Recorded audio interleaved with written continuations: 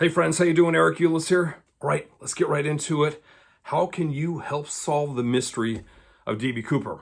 All right, to begin with, this all starts with a skinny black clip-on tie that DB Cooper left behind on the jet that was recovered by authorities in Reno, Nevada. Now, of course, in the early years, it wasn't of much value because they didn't have DNA testing, they didn't have scanning electron microscopes to work with, so there just wasn't much they could glean from the tie. That said, fast forward to 2025, 53 years, it's a completely different story. So what has taken place in recent years is particles that were pulled from the tie have been tested on a few different occasions. And recently, very recently, within the last year, we've got a new batch of data that has come out. And importantly, there are a couple new particles, actually a few new particles that have been discovered on the tie that we didn't know existed on the tie previously. And they come in the form of uranium and thorium. So there's a couple particles of uranium, there's a couple particles of thorium, and one of those particles overlaps. It's actually a thorium and uranium particle. Now, I'm not going to get into the technical aspects, the weeds with respect to this, but let me tell you why that's critically important.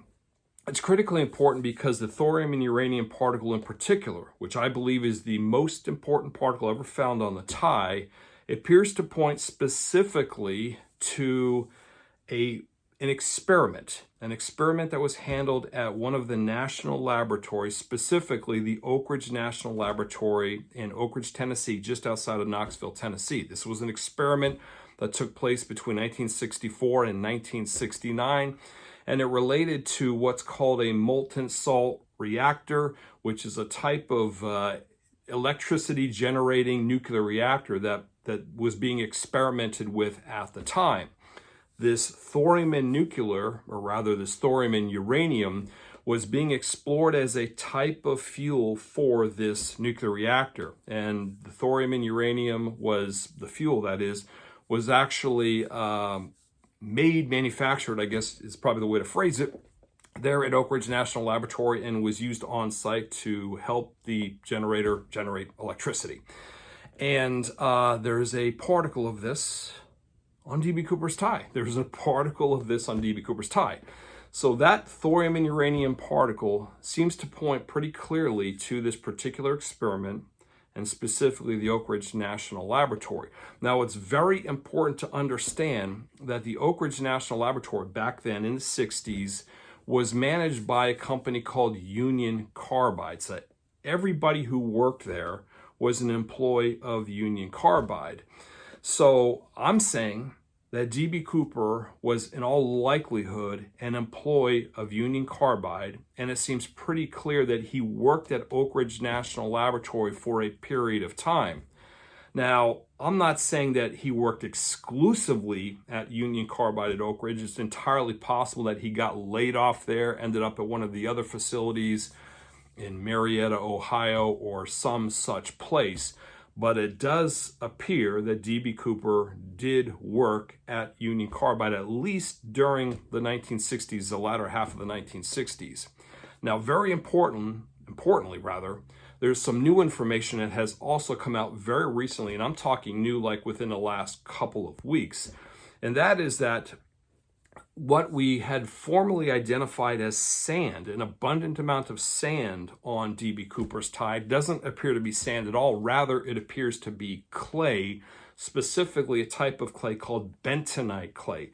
Now, bentonite clay is a clay that accounts for about 40 to 50% of the clay production in the United States, but very importantly, bentonite clay was also researched back in the 60s as a liner, as a barrier to be used in nuclear waste deposits. So they were exploring the use of bentonite clay as a material that they could use to line and secure nuclear waste deposits, and they did research this at Oak Ridge National Laboratory. Indeed, there were very few places that actually explored this bentonite clay as something that could be used in the disposal of nuclear waste. Very few of them, Oak Ridge obviously being the primary one. So that is another piece of critical evidence that clearly seems to point to Oak Ridge National Laboratory, just outside of Knoxville, Tennessee. And very importantly, appears to point to Union Carbide. Now, Union Carbide is not around anymore. They were absorbed by Dow Chemicals, so now they're part of Dow Chemicals. So it's a little different. It's a little different nowadays as far as that goes. It's not as simple as simply going back and trying to get our hands on, Union Carbide employment records and things of that nature. But nonetheless, for those of you who are interested in figuring out who D.B. Cooper was, for those of you who are interested in playing a part in solving one of the greatest mysteries, perhaps even the greatest mystery of all time within the United States, that is, who was D.B. Cooper, that's exactly where I'd be looking. I'd be looking at the Oak Ridge National Laboratory. I'd be looking at Union Carbide. I'd be looking for somebody who was about 50 years of age at the time of the skyjacking, November 24th, 1971. I'd be looking for a guy who's about 6'1". I'd be looking for a guy who's either a metallurgist or perhaps a geologist, but in some manner had some pretty highbrow type of position related to it.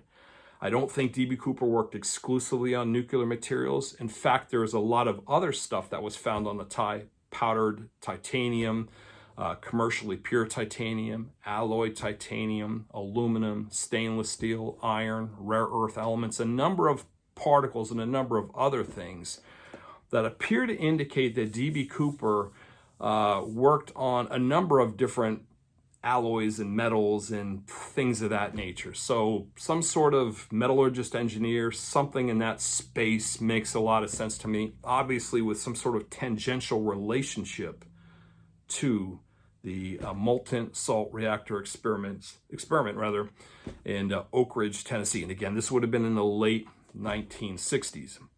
One final thing I'll say, that in addition to the clay that was discovered on the tie and a lot of the other stuff that was discovered on the tie, there was also a fair amount of salt that was found on the tie. Now, this is not the kind of salt you're going to find at McDonald's on your French fries or anything of that nature. Rather, it's more of an industrial type of salt. And it's worth noting that salt as well was looked at as something that could help store nuclear waste. Specifically, they were looking at underground deposits, large underground deposits of salt and storing nuclear waste there.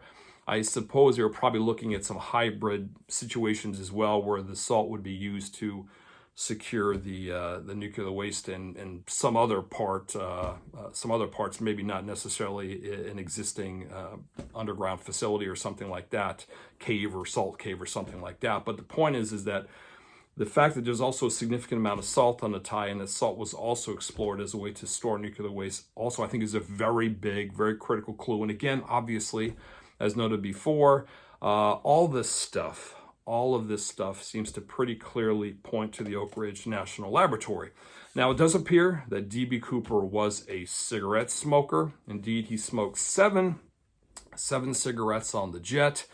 And importantly, he used a pack of matches from a restaurant called Sky Chef's matches. This was reported by one of the witnesses.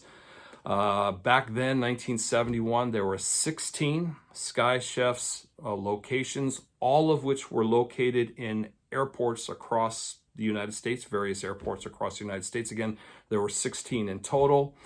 And it just so happens that one of them was the airport McGee-Tyson, just outside of Knoxville, Tennessee. That's the airport that, if you worked at Oak Ridge National Laboratory or lived in the Knoxville area, that's the airport that you're using right there. Why that's important, of course, is because D.B. Cooper procured this book of matches to light his cigarettes from one of these Sky Chef's restaurants, and it appears certain that he visited one of those 16 Sky Chef's restaurants immediately preceding the skyjacking. My money's on Knoxville, Tennessee, McGee-Tyson Airport.